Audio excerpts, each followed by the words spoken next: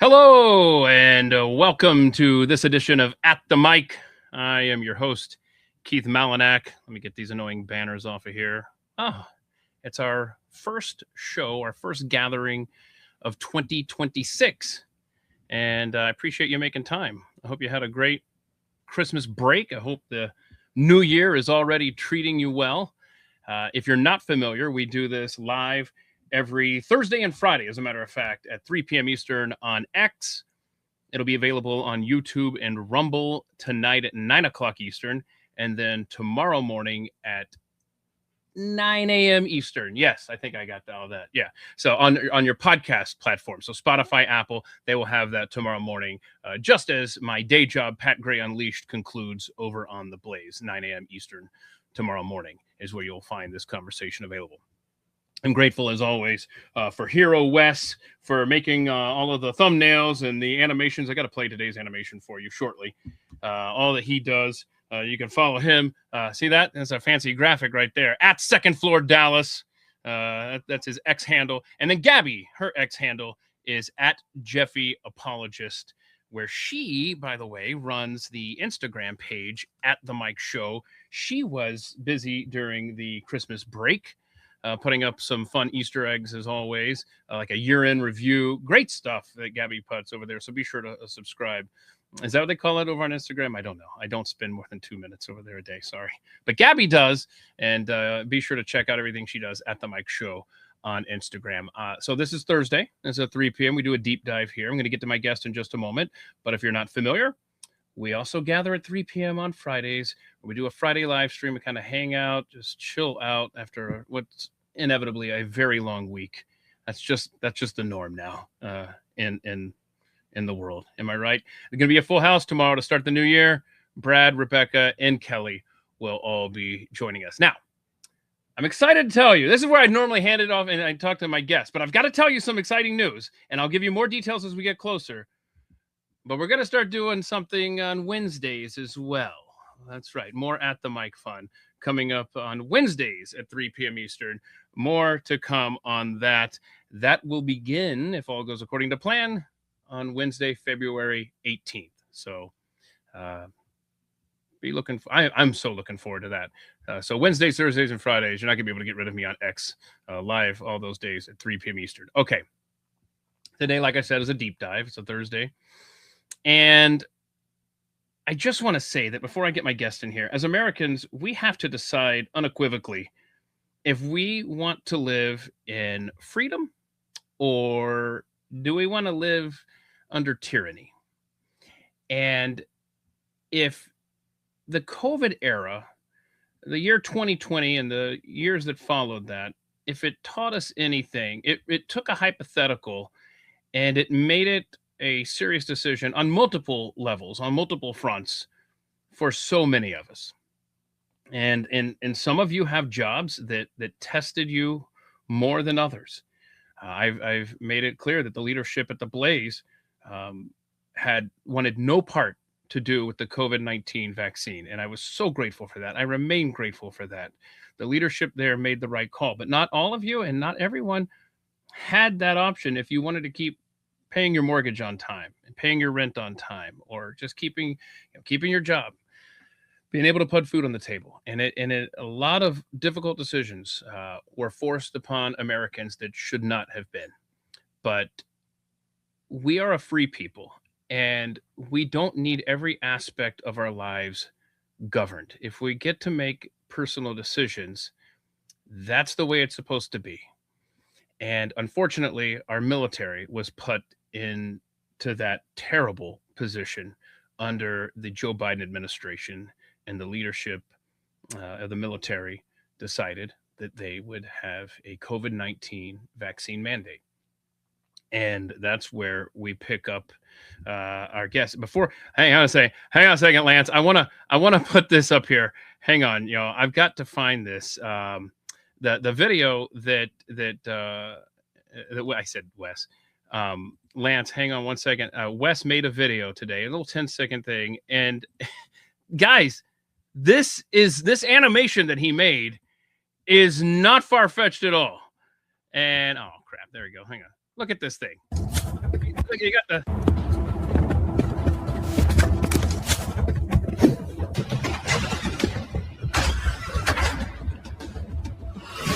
You made that for promoting today's show, and I mean, Lance Castle, God bless you. Thank you for your service. A U.S. Airman. Tell me that animation, that was not far from the truth of what you experienced, correct? That's pretty accurate. Yeah, that was good. Yeah, I tell you, I was over Christmas. I was just on Twitter, and your video, the video of you popped up. I want to play that here, and I got so many questions for you. And again, thank you for your service. Thank you for making time. I'm looking forward to unfolding the hell that you've been living for the past several years now. But this is what caught my attention on X just a couple of weeks ago when I reached out to you. You are behind that door in solitary confinement, and I've got so many questions about this. But here we go. Here come your, I guess, Airman. Is that the right title for you? Am I saying that correctly? I don't even like that rank anymore. I just like Mr. at this point, but I was a staff sergeant. I was unlawfully demoted. We'll get into all that stuff. So, okay. Yeah. All right. So Staff Sergeant Castle is behind this door, and here come his, oh gosh, this is just painful to watch. Yeah. Get on the floor! Get on the floor! Get on the floor! Let's go! Get on the floor! Get on the floor! Get on the fucking floor! Stop resisting! Where's the handcuff? I need a handcuff right now. Can I just stop right there? I don't see you resisting. Am I wrong, or? No, you're right. I'm not resisting at all. You literally just let them take you down. Yeah. Get the handcuff to the legs. I need a handcuff. I'm going for his left arm. All right. Stop resisting! Stop resisting! I would like to point out you still need to breathe. You will get tagged! It's on, left cuff's on. You will get tagged! All right, right to seven. Just wait. I got left cuff on. Stop resisting or you will get tagged! Ankles on! Do you hear me? Do not move. Do not move. You will get tagged! No. I got put it behind his back. Can I just ask, sir? Yes, sir. Do you know any of these individuals personally? Let's see. No, not at all. Not personally. Okay, I just didn't know if they had your buddies doing this or if it was just some rando individuals. The one on the far right, the blonde hair guy, though, Okay. he actually apologized to me in a text message. I don't know how he got my number, but in a text message, which I forgave, obviously. But he's the only one that apologized, and he's experiencing his own hell with the unlawful COVID vaccine as well. Gosh. So he understands it. Yeah. And I want to play this whole thing because this goes on and on. And the video that I have here, I mean, it stops before you're off the ground. Yeah. Is your face bleeding at this point? I know at some point it starts bleeding. Yeah, it is actually at that point. When they lift me up, you'll see a little puddle of blood right there in my face. You lift your other arm! I can't. Are they dislocating your shoulder? I mean, we have so many questions. Just save it. I've got so many questions right now. Stay down. Stay down. Stay down. Where's black glove in this thing with your hand? To my left toe. It's my pinky left toe. All right, get the shot. Double lock. Are those double lock? Yeah, they do. Get them locked. Stay down. All right, check it. Stay down. Like he has an option, bro. Oh. The double lock. All right. I'm gonna stand up later. All right. This is madness. Are you gonna lift you up to your knees? Or you want him to carry? You want us to carry him? Carry him. Okay. One, two, three. Bring him over in front of the castle. Medic! Medic!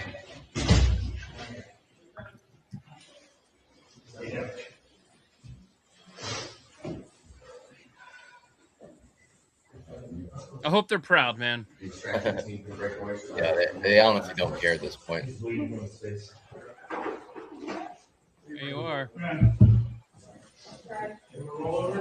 Is that the medic next to you? Yeah, there were two other medics. Right there, those three. Yeah, those three were the medics. And I have all of their reports on, I was complaining of shoulder pain, knee pain, I had lacerations to my face. So they make their own report on the injuries that they've noticed and treated. So I have all that as evidence as to how I got shoulder surgery months after that, stuff like that. Yeah. Okay. So Lance, Yeah. let's go to the beginning here. My first Okay. question. Well, let me All right. that a lot of people will comment under this and say that has nothing to do with your refusal to get the COVID vaccine. And I've done plenty of research on this, and it absolutely was about that. Correct? Correct. Absolutely. Okay. And I just have to ask. Your head was shaved there. Is that part of solitary confinement, or was that just your hairstyle of choice at the time? Oh no, that was my hairstyle then and now. Yeah, keep it clean. I did Yeah.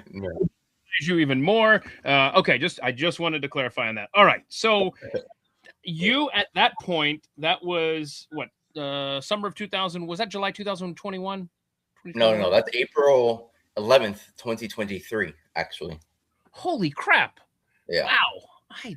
I mean, this story, that video has escaped me until December of 2025. And when it came across, I mean, I was just as shocked as anyone, and I had to look into that. I was like, holy crap, this thing is real. But no, I didn't catch the year on that. So that was 2023. All right. So at that point, you had been serving in the Air Force for how long? 17 years.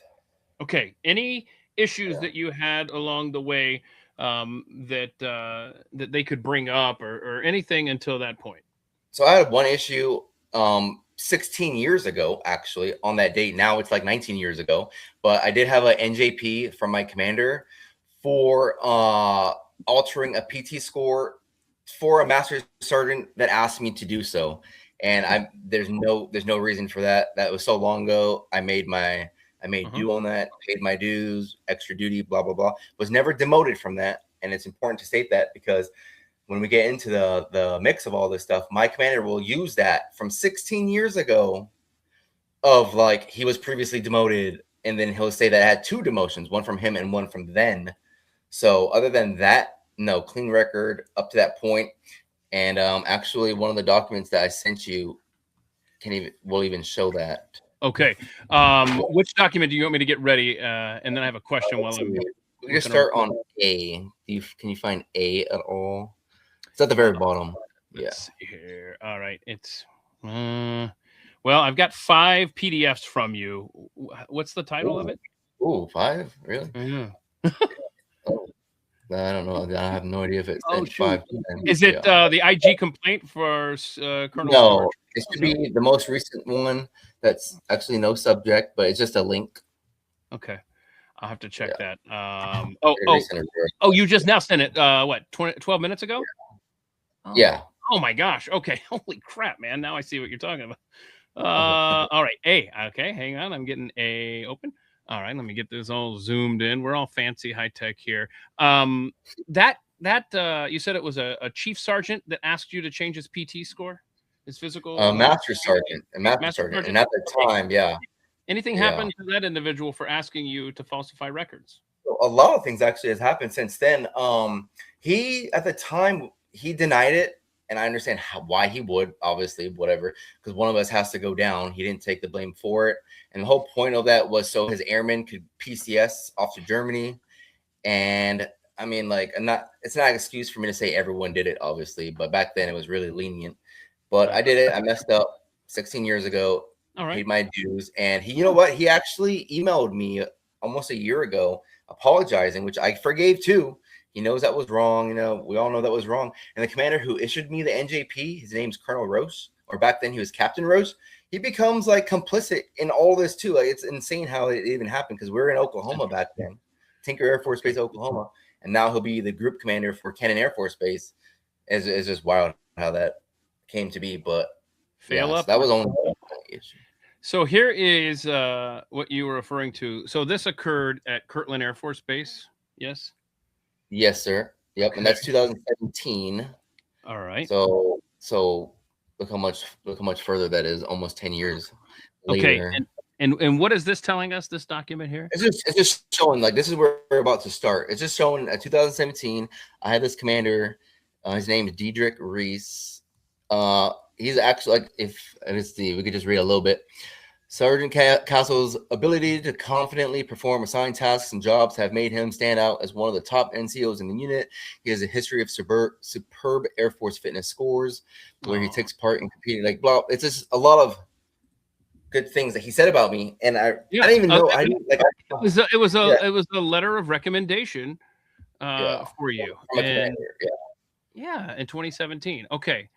So you have said that if I've gotten in trouble since that point, you know, obviously not. And again, I mentioned this because when we get into all this stuff here soon, all these commanders will start saying my background, even before coming to their squadron, had tons of disciplinary actions, which is untrue, completely fictitious, as we'll get into way more. So that letter, that was written, that letter of recommendation was written by who is that player in this story?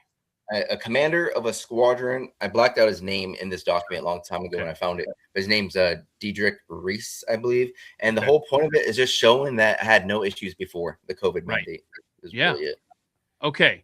So you're serving, what year did you go in?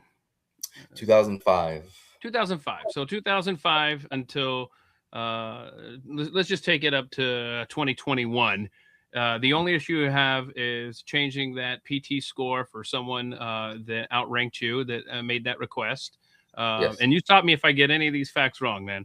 2021 rolls along. The military gets the COVID-19 vaccine mandate thrown upon them. Yeah. And then what happens? Yep. So we got that memo actually here. Let's see. What number is You're going to make me look for all sorts of stuff, aren't you? I tried to be as limited as possible, but I ended up attaching 26 attachments here. I'm seeing that now. I missed that email until right now, man. Hang on. Okay, what number are we looking for? We can start at number 1, actually. Let's just start number at 1. All right. Oh, I like that. I can do this in order. Okay. All right. So this that I'm about to put on the screen here, what are we looking at, sir?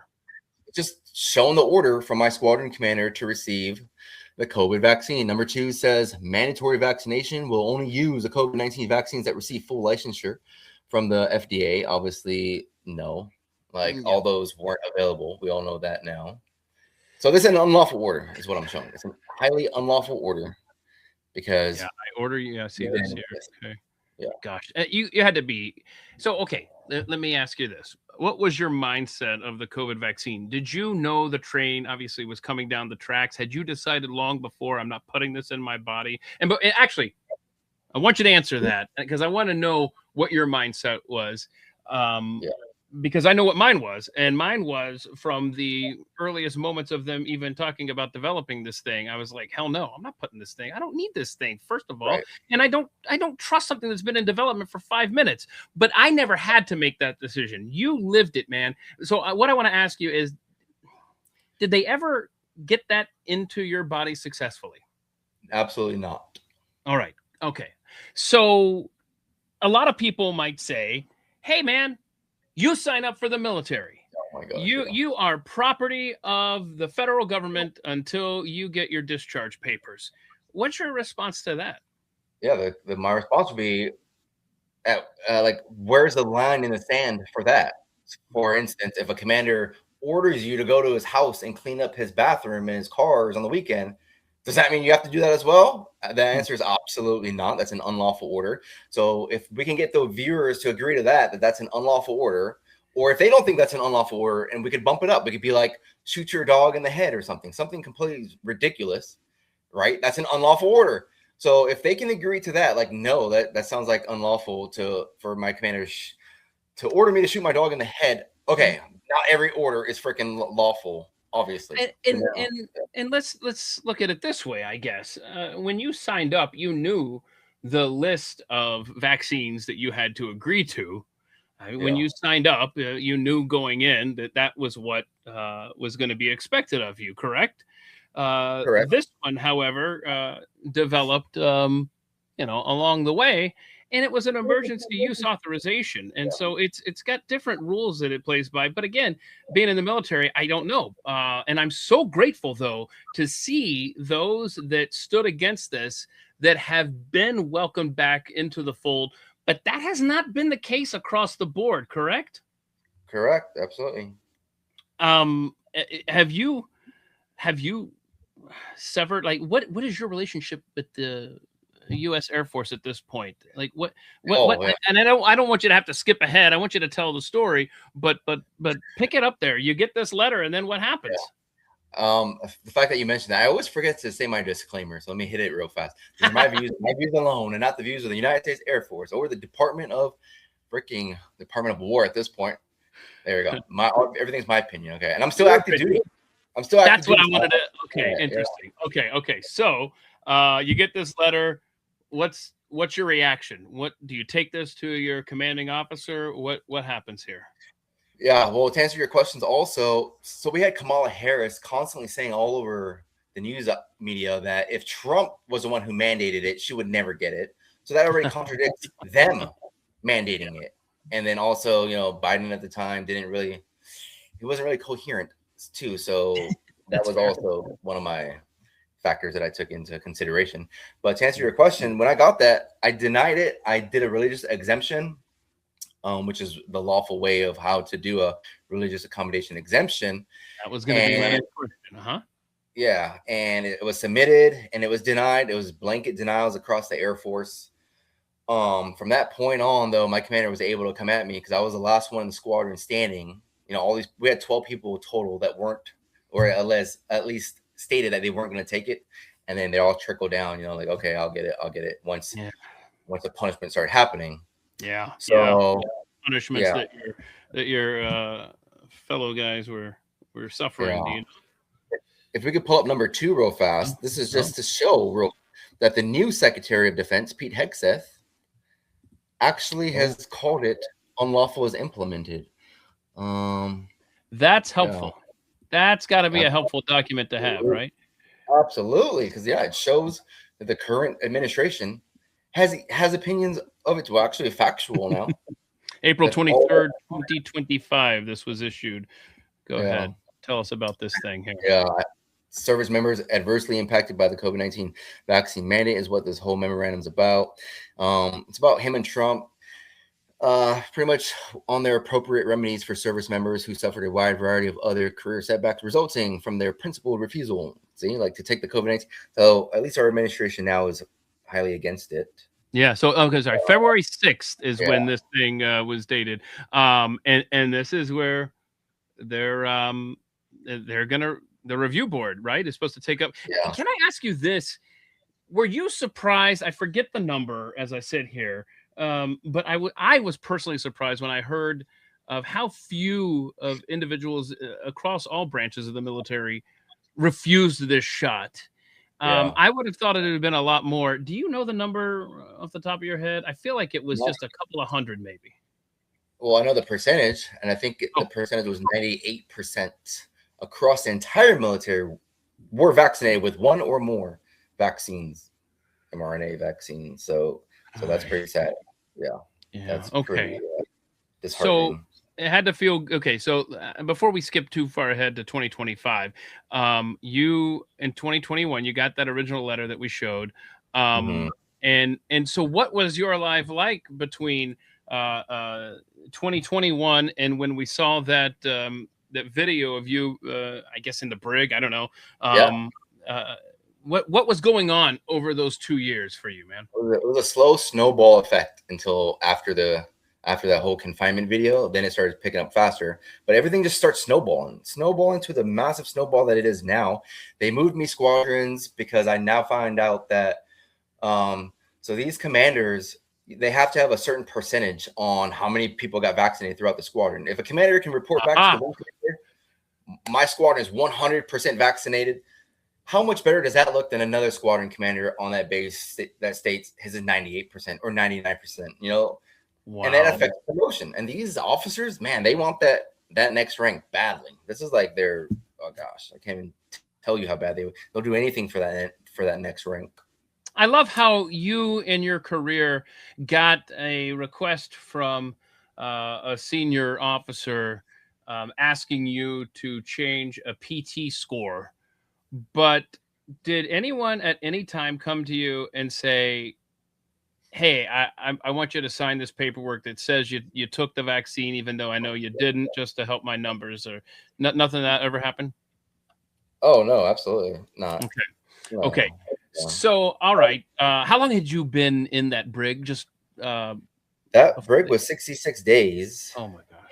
Okay. If we could show document number 8, you're gonna love this one. This is insane. Okay. Yeah. Hang on. You'll love this one. All right, let me see here. Hang on a second here. Yeah. Having to continually reopen this. I'm sorry it's taken so long here. You're good. Yes, Each the file last podcast I did, it was called the Savon Show or something.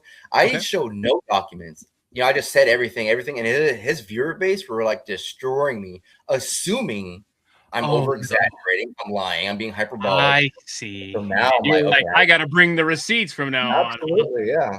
Okay, So, I got it. All right. So this is this says Friday, January 6th, 2023. So exactly 2 years ago. Commander's endorsement, COVID vaccine, religious accommodation request. Okay. Do you want me to read this?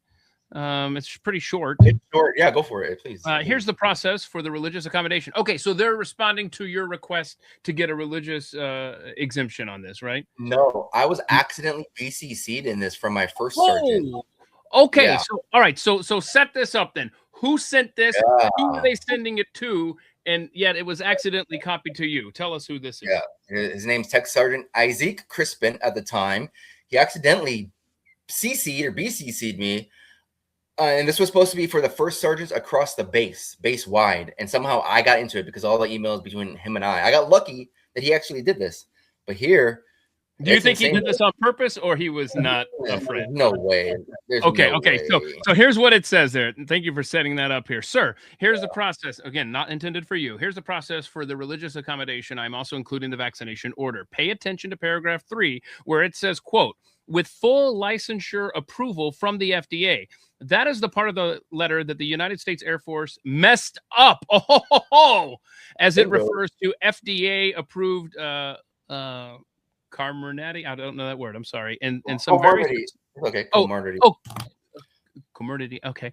And some very specific lot numbers of the Pfizer that have never been available at Canon. That's curious.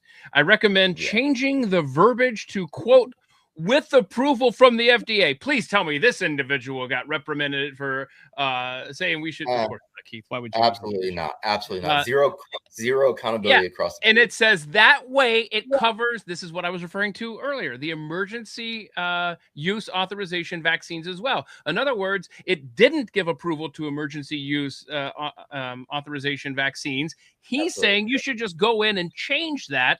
And that was my question earlier from the onset is I don't know how this applies to the military. I think there was a time over the past 5 years of hell that I did know that, and I have just forgotten. But here he is admitting that, no, we can't allow an emergency use vaccine to be covered under this. So just go in and change that verbiage. Holy crap. That's a smoking gun, bro. It is, right?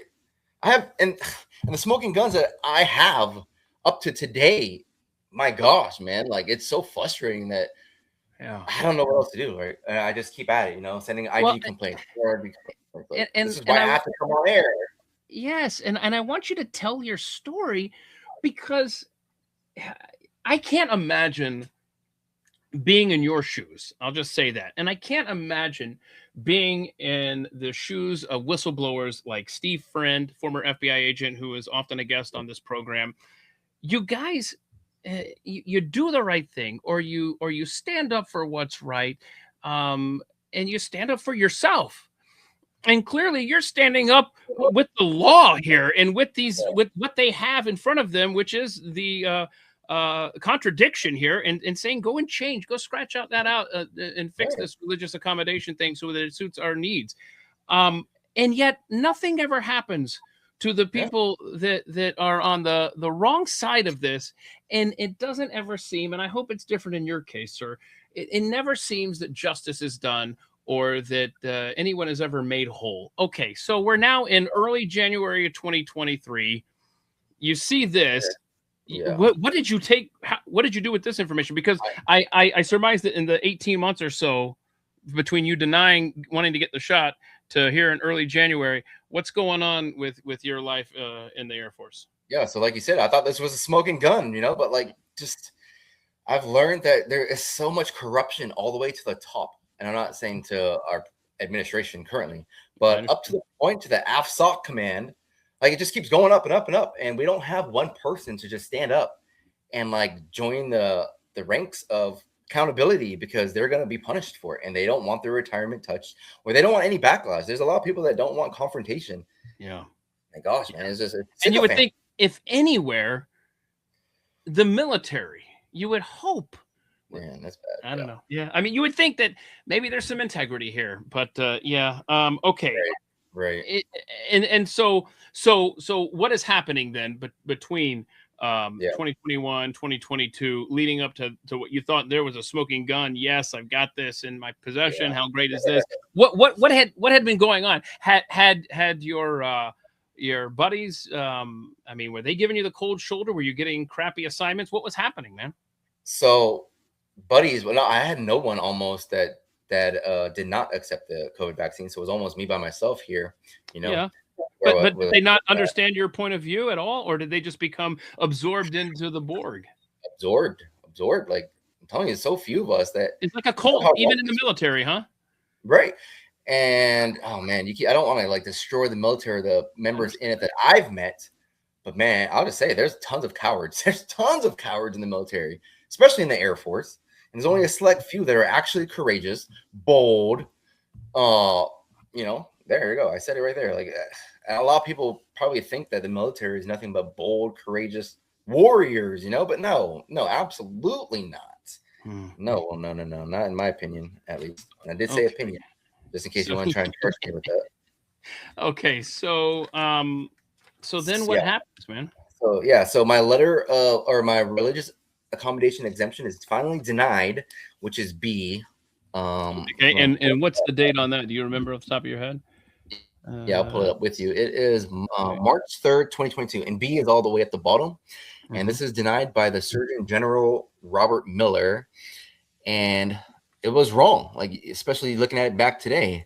It says, in light of your circumstances, your present duty assignment requires intermittent to frequent contact with others and not fully achievable via telework or with adequate distancing. In addition, your duties require in-person customer contact. Like this was a blanket denial again. It says the same thing all over the place to so many people. And this guy denied it as a supervisor was also taken into consideration. While some of these duties may be completed remotely, institutionalizing remote completion of these duties permanently would be detrimental to readiness, good order, and discipline, and unit cohesion. Yes, they sir. want So you to submit. Listen, I'm just scrolling through this here. March 3rd, 2022. Wow. So, and when was that order originally? When did that come down? It was mid-August of 2021. So we're about 7 months in here. All right. Now your religious accommodation has been denied. Your appeal has been denied. And we're only March of 2022. Is that right? Yeah. So number 3 and number 4 now, my commanders now has free reigns to, come for me. Let's see, actually, number 3, it says... Is that the Secretary of Defense order? I think that order is messed up now. Well, there's an LOR from my commander. I'll just state that. There's an LOR from my commander. It looks like number 4, COVID LOR, okay. Yeah. All righty. Sorry about that. Then my commander now is free. Gosh, now we're just in April of 2022. So... Yeah. This train ride is just getting out of the station still. Yeah. And what he says is just great. Letter of reprimand. That sucks, man. Yeah. Yeah. This is bad. You want me to read the highlighted portion here? Yeah. Yeah. That'd be great. Okay. I just want to point out here. That's you got to have a feeling in the pit of your stomach there. Yeah. When you see letter of reprimand. That's a subject. And I want to point this out here. Number 2, they bold font it and they put an exclamation mark. You are hereby reprimanded. Okay, so here's what it says. The highlighted portion. The military cannot function when its members pick and choose what order they will follow. Rather than comply with the order to receive your first dose of the COVID-19 vaccine, you chose not to receive the vaccine despite being provided ample opportunity to do so. Your choice to not follow this order poses a threat to unit readiness. Further refusal to become fully vaccinated against COVID-19 will not be tolerated and may result in more severe administrative action or disciplinary action under the Uniform Code of Military Justice. Dear Lord. And then you've got this. What's your thoughts on this, man? Oops, sorry. So I wrote a rebuttal. He denied my rebuttal, but now we see how wrong this was. After this, we go to number 5, of which he now recommends me discharged from the Air Force. And at this point, I was like, good riddance, man. I was about to say, if you got that, now that being said, you went in 2005. That's when you went in.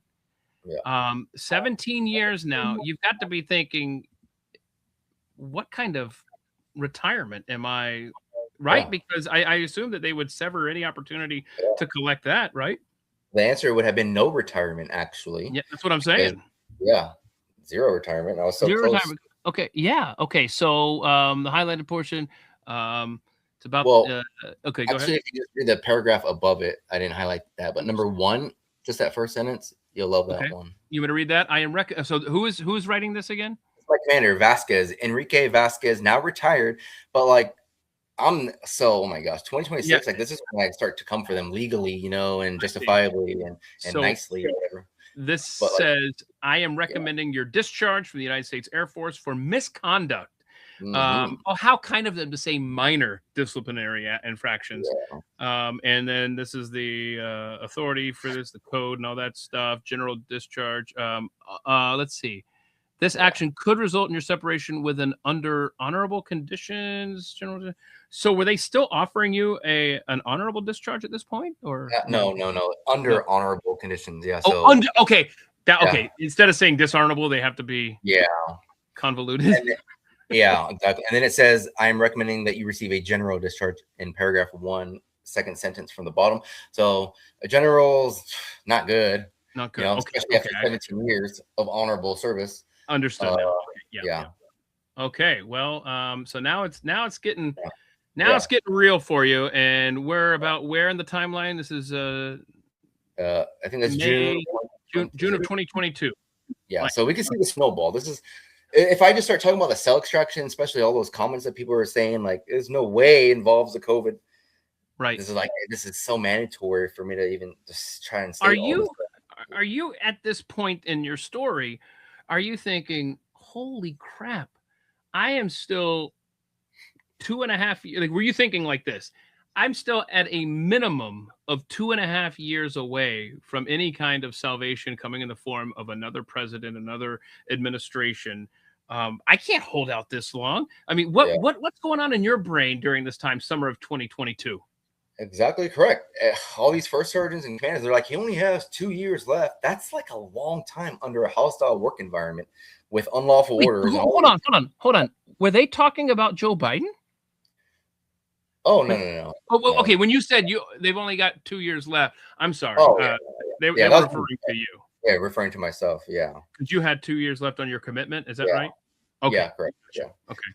And from this point forward, like, oh man, I love that. I love the fact that you think these are so critical right now. Just your reaction on the ones that we're seeing. Mm-hmm. Wow, I love your reaction because these are nothing compared to what's going to start happening. Oh shit! Holy crap! Okay, where are we going next here? What number? All right, let's see here. So now I've been transferred. Okay, so now I'm pending discharge. Right, I'm waiting for my discharge to happen. This is June. And my discharge board is for October of 2022. So I'm going up against the board for them to determine my discharge type. My commander over here is recommending me general. So more than likely, they're going to side with him, a commander. So luckily enough, the month prior, the COVID vaccine gets frozen from the Supreme Court. So now I'm in complete limbo. I'm like, okay, well, damn. Like, I'm really looking forward to get out now. But now it's frozen. And it doesn't get lifted until January. Hold on, help me remember the timeline here. Frozen for the military, or what? I forget what the ruling was. Yeah, the mandate was frozen for the military. Basically saying people that denied it, hold the phone, we're gonna what? Let it work itself out. Hold discharge, hold discharges, hold discharge boards, hold paperwork. Okay. Pause. And it took them until January of 2023 to actually remove the mandate, to officially declare that mandate is an overreach of broad discretion of authority. So yeah, so we were in the right. So what was life like for you from, say, summer of 2022 until early 2023? Were they still isolating you, or what Absolutely, yes. I was burning leave. I had enough leave at the time, and my ADC at the time told me if I don't use my leave and I went to the discharge board, this was before it was frozen, there's a chance I could lose all my leave. If they discharge me, I can't go back and use my leave, and I can't go back and sell it. So I was like, well, dang. I ended up using all my leave. So there was that. And I ran out of leave around November of 2022. We're still in that time frame. And then I got a new supervisor, Master Sergeant Carey, who become highly complicit to come. And then this is where we're at. Now, December 2022, he issues me a petty LOC and an LOR on the same day. And that petty LOC is for missing his work suspense that he gave me 12 minutes to do. And again, the fact that I'm active duty right now. Yeah, there we go. There's the LOR. The fact that I'm active duty right now, and I guess possible someone in my command's watching, or at least the legal team, because they're aware of this. I need to make sure everything I'm saying I can prove. I can't be talking about anything fictitious, because if I do, they can get me doing that. So yeah. So anyway, I get a letter of reprimand, huh? Yeah. So he wrote me an LOR, passed an LOC for calling him silly in a text message. We had a friendly relationship anyway throughout our, him being my supervisor. Like, we'd ask, you want to go to the gym? Hey, what's up, bro? How's your day? Blah, blah. You know what I'm saying? So like, he just writes me a random LOR like that. Like, he completely flips the switch, and there's a lot in there, but I just highlighted "see you silly" to show you that, because that becomes extremely important. And then an LOC the same day too, it was for missing his work suspense that he gave me 12 minutes to do, that I didn't complete in 12 minutes, because who can complete a work suspense in 12 minutes? That takes longer than 12 minutes. Anyway, yeah. So we got petty disciplinary actions now in December of 2022. And again, so this LOR that we're looking at right here, this is going to become big because they removed this document for the court-martial in 2023. What does that mean? They removed it so that what? The judges couldn't see it? Exactly. Tampering with evidence. Oh. And I have a Secretary of the Air Force. There you go. Another one of these right here. You are hereby they can't, that's a typo. You are hereby reprimand. Yeah, but what it says too, it's so sanctimonious and hypocritical. Like, look at that. An NCO is charged to be. You want to read this? No, it's gonna make me vomit if you read that. But they're all hypocritical like that, because we'll see that they all lack integrity themselves, zero honor. But they're telling me I lack honor and integrity and all this crap, man. And I'm sorry I get hung up on this stuff, but you are hereby reprimand. So it should say reprimanded. And then down here, I can't highlight it because it's a PDF file. But right in here, it says, your actions on the day in questions do not demonstrate, such a professional, meticulously crafted document here for the. Yeah, I can see why they would leave this out of the evidence. Okay, so they're tampering with evidence. What's next here in the old timeline, sir? Number 7 is now January 2023. We've now made it to January of 2023, and I can't even test for the next rank, which is Tech Sergeant E6, of which I would have made. And in that document, it's great what they say, because this is about 2 weeks before the COVID mandate becomes lifted. And you have no idea this is coming? Were you monitoring Supreme Court news like a hawk? No, not like a hawk, but especially the fact that it was in September that it was frozen. So October, November, December. This is 4 months later. Like, I don't know how long do they need? They need 4 months. Yeah. Okay, whatever. They got to type up. You got to show up and put the robes on and whatnot. Okay, so this is to inform you that you are not recommended for promotion, and you contend that you would have had no problem qualifying for that. And number 2, when they start messing with your promotion too, yeah. And it says in number 2, the specific reason for this action is due to the member having multiple admin actions in his PIF from 2022, as well as getting 2 more LORs. This is all the COVID stuff they're referring to, another petty and other petty LOCs that I can easily counter. But again, the fact that this was 2 weeks prior to the official mandate, like they should have thrown this out. They don't throw it out. They leave it in my PIF. They hold their stance on it. Like, golly, man, it's just crazy how all the evidence that I still have to this day. Yeah, I want to pause for just a second because I see a comment here. Do you think this was intentional, Jeffy Apologist? I personally believe they gave bad batches to certain bases. Oh my gosh. I mean, and then she says that people that she knows got their shots provided by the military all had severe things happen to their health shortly after.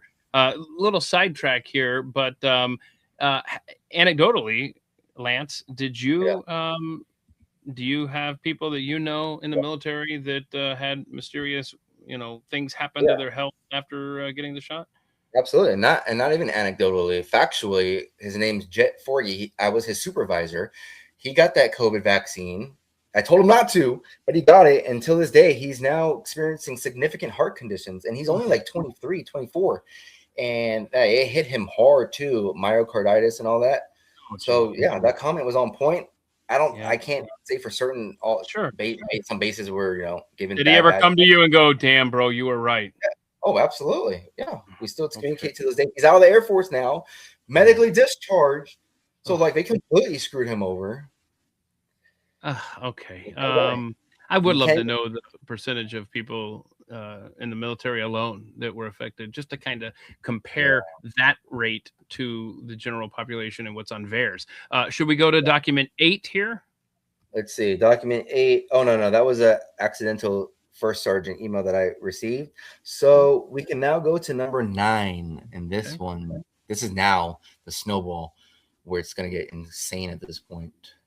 Wait, it's not already insane? No, absolutely not. No. Absolutely not. Okay. Yeah. All right. This is beautiful. Yeah, this is a beautiful document because they recently removed this from my PIF like 4 months ago. A lot of people keep messing with your file, man. I know. Thank you. And they're not supposed to. It's only supposed to be one person in charge of it. And there's a lot of hands in the pot. So this is they're referencing the January 15th, 2023 incident. It's February 7th, 2023 that this was written up. And what are we looking at here? Incident days approximate. Do you want me to read any of this? Yeah, you see where it says COVID vaccine, the underline? Okay. Let's just go up 3 sentences where it starts at "and," just to be concise here. Okay. Where am I at? And let's see. Is it you mean he told? I don't see the capital "and."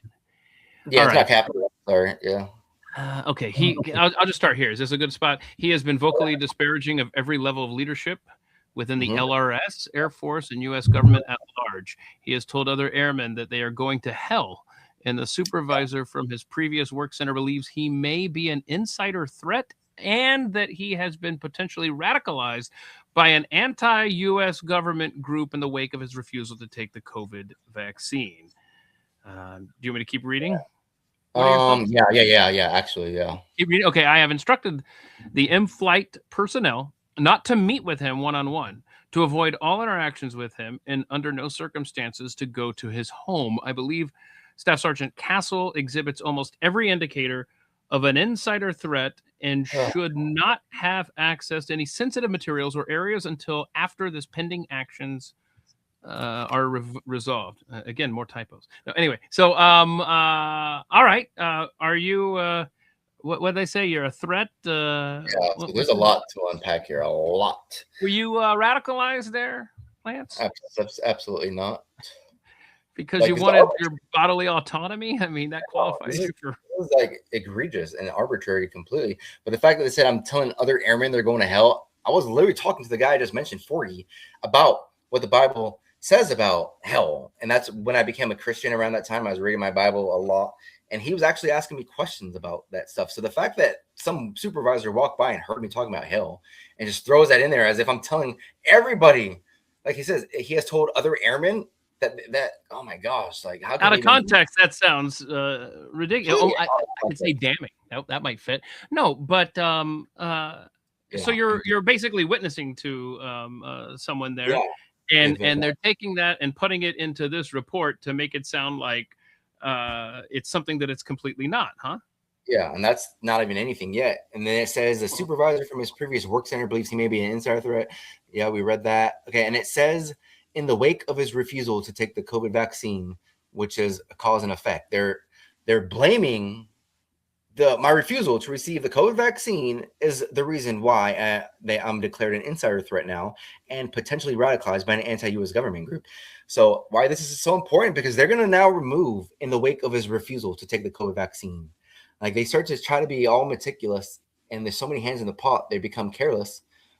So that needs to be mentioned. And then the fact that it says that under it, I have instructed all in-flight personnel not to meet with him, to avoid all interactions with him, and under no circumstances. That's called ostracism, segregation. That is that's harassment. That's a crime. And I don't even know this yet. Like January 15th, I didn't know this until I got the document. Criminal conduct, I'd like to point out, is checked. I am now in a hostile work environment due to this. So at this time, though, I did notice people not talking to me. Like I said, hey, how are you? Good morning. Like legit ignoring me. I was like, what the heck? And I didn't know this document existed at that time also. Okay, so I'm going to ask you, you're in the U.S. Air Force. Are you at this time? Are you meeting with quote anti-government groups? Are you fraternizing with people who hate the U.S. government? I mean, what do they have anything that they could say? Oh, Your Honor, look, here he is going into such and such meeting. No, absolutely nothing. And we're going to get into that court martial too. Where no, absolutely not. OSI investigates me actually, and it comes back with 0 findings. So that's also extremely significant. The document under it, I don't know. I'll just go through it quick. They remove the ostracism stuff. They're like, oh crap, we probably shouldn't have mentioned that. And then the third document, they start to remove all these other things. And then the final 4th document, which is the one I received, they removed all the reasonings of why they declare him an insider threat. COVID is now out of that 4-chain document that you just pulled up. I'm glad you said that. So it sounds like they're realizing, holy crap, dude was totally right about the COVID vaccine, and his stance against it. We need something else to stick. Bingo. All right.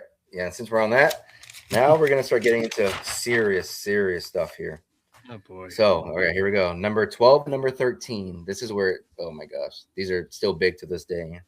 Okay, number 12. Let me get that up here on the screen. All right. And what are we looking at here? Department of the Air Force. This is a memorandum dated April 3rd, 2023. Subject is safety concerns with, is that Senior Airman Castle? Yeah, I'm now demoted. I need to mention that. I had NJP in February. Okay. Yeah, I had NJP. Due to, I was going to the chaplain at this time. I was like, I know these guys are after me, and I had the approval of my supervisor, Sergeant Carey. He's like, yeah, go ahead, check your email there, do what you need to there. So they wrote me up for not coming to work since I was staying over there at the chaplain. It was almost like a setup, in my opinion. You had no friends, quite frankly.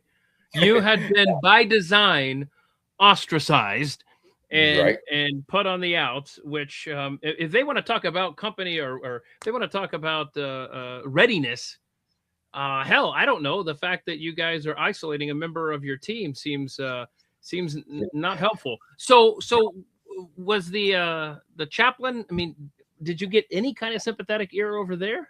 He was the only one who was actually empathetic, actually. Yeah. So he approved my religious accommodation exemption.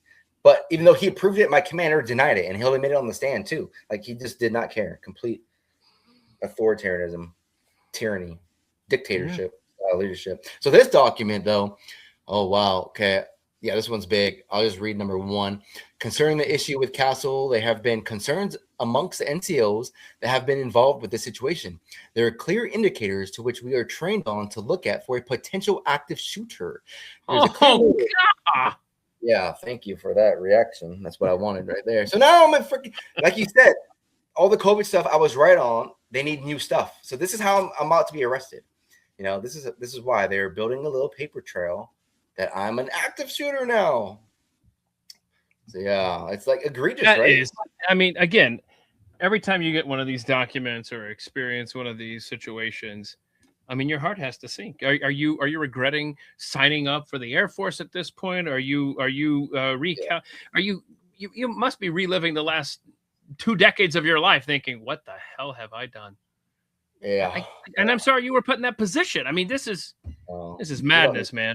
Yeah, accountability will come eventually, and till this day, like today, the fact that we're in 2023 and now it's 2026, it's still ongoing. I'm waiting my appeals and all that stuff.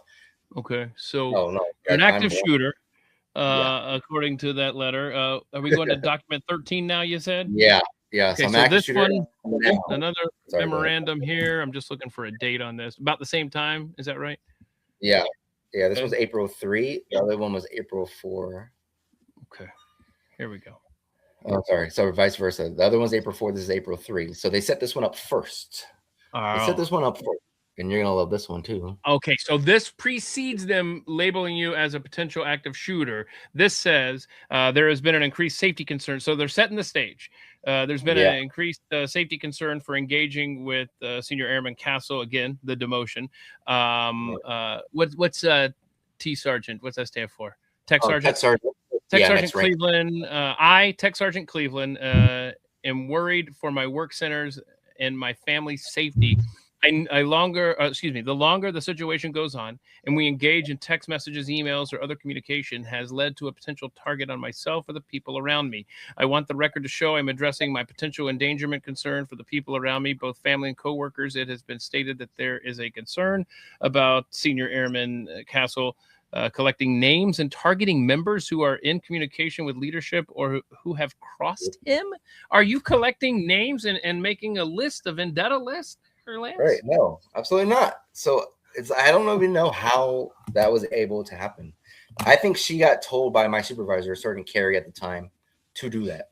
And she never testified. I don't know why she never testified to this day, but it's not over. I have a new appeal attorney. He can actually interview her and ask her, how did she come to that consensus or whatnot? So, yeah. Good Lord. Oh, man. Right. And the fact that you're already not burnt out on it, but like you can already see what's happening here. And we're having the first court martial. I've been through 2 court martials already. Oh my gosh. So, okay. So we go to 15 next. Let's see. Yeah, 15. Okay. So now I guess I could set the stage up about the arrest. So now I'm arrested. You go however you want to. So you got arrested when? April 10th, 2023. So now they're wasting no time. They're not. This thing isn't getting dragged out anymore. Now the wheels of justice, if you will, are moving quickly. It sounds like. Okay, we're going to 15. All right, Vicky Marcus. Yeah. So 15 is my entry of judgment from the entire trial, and it shows all the charges that I definitely would love to explain. At least take 10 minutes to explain. Okay, we could just go charge 1 real fast. If you can scroll down. Okay, charge 1. There it is. Okay, I'm charged with desertion. So all of that we just talked about led to these charges. So yeah, I'm now charged with desertion. My plea was not guilty to the right, and then the findings of the judge was not guilty, pursuant to rules for court martial 917, which is no evidence. But you were told to take leave. So I was on leave, actually. The date says March 1 to 10 April. I was on leave from 1 March to 12 March, first of all. But they wanted to fit the past 30 days of AWOL as desertion. Like you can't be charged with desertion if you're not more than 30 days absent. So they just think that they could do that. It's mind-boggling. Okay. Okay, so obviously I was not guilty. That's charge 1. Charge 2 below, if you can scroll, please, is Okay, now this one is beautiful. Okay, so this one is disrespect to my commander, Vasquez, of who we've been talking about. He charges me with repeatedly interrupting him and calling him a domestic threat. And this is on February 6th is when he charged me with this. February 6th is when I had my Article 15 commander's appearance with him. But he had zero idea I was recording the entire freaking audio, the whole conversation. And thank goodness I did, because Crispin was in that room. Yeah, thank you. Crispin was in that room, and another first sergeant. Her name's Alexa Serrano. Can I ask you a quick question? I know that in many states, it is legal to record a conversation if at least one of the parties is aware of that. So my question to you is, do the laws of the state apply to the air base where you're located, or are there different rules in the military? Any idea there? Or? Oh, yeah, I do. Yeah, the laws of the state apply. So it's a Okay. one-party consent state in New Mexico, unless the commander specifically releases an order of no one not being able to record. Then it supersedes that. Yeah. But like this never got brought up ever to this day in court that I unlawfully recorded or anything. So I'm in the clear completely. And the fact that it shows, so this audio shows I don't call him a domestic threat. So these are one of the most fictitious, egregious allegations ever. Like this is insane that they didn't even think, what if he was recording this? Like oh my gosh, they're that arrogant. Could they say that? And I'm just pretending I'm Vasquez's attorney. Could he say, oh, well, it wasn't in that specific meeting. It was in the hallway or something. Yeah, absolutely. But my lawyer, civilian defense lawyer, he had Vasquez authenticate it when they played it in court. And Vasquez admitted that was February 6th on that occurrence. So he could have lied. They do lie a lot on the stand, but he could have lied about that. Maybe he didn't think about that.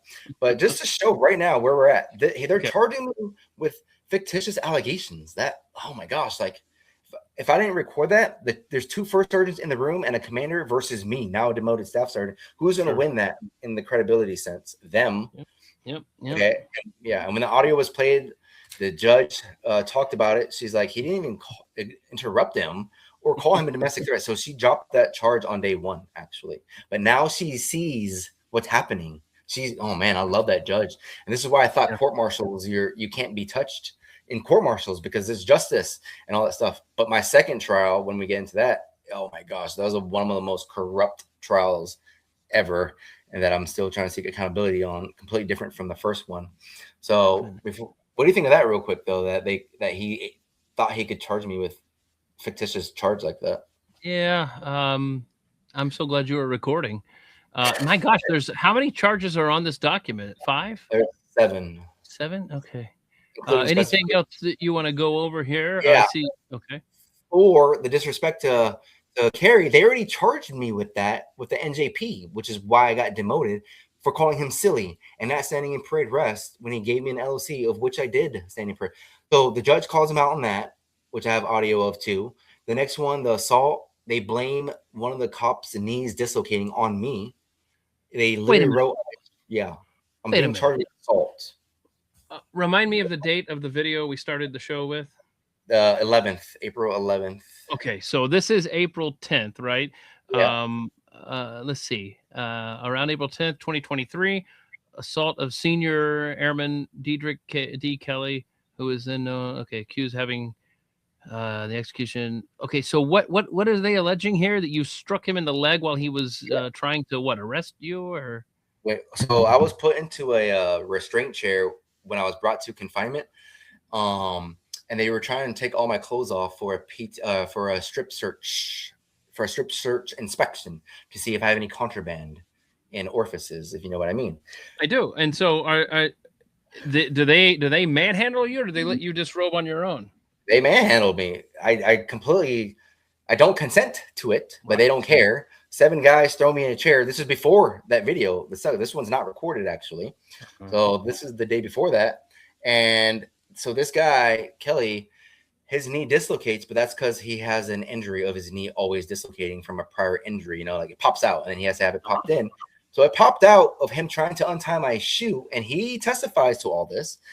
And the fact that I was charged with, so it was first dislocating his knee. Then they changed it to striking his leg, first of all, which is why they kept me held in 66 days of pretrial confinement for the first. This is what got you put in the brig. No, I was already put in the brig. This was when I arrived too. Yeah. I'm sorry. Okay. Gotcha. Yeah. What put me in the brig was the active shooter, the insider threat, the target members, which was all from the vaccine. Like they're just making stuff up at this point. And that was actual self-correction. Yeah. Okay. That was a self-correction. When I couldn't breathe, I punched back. It shows in the video. I punched back and I popped him in the nose. Instant reaction, asphyxiation.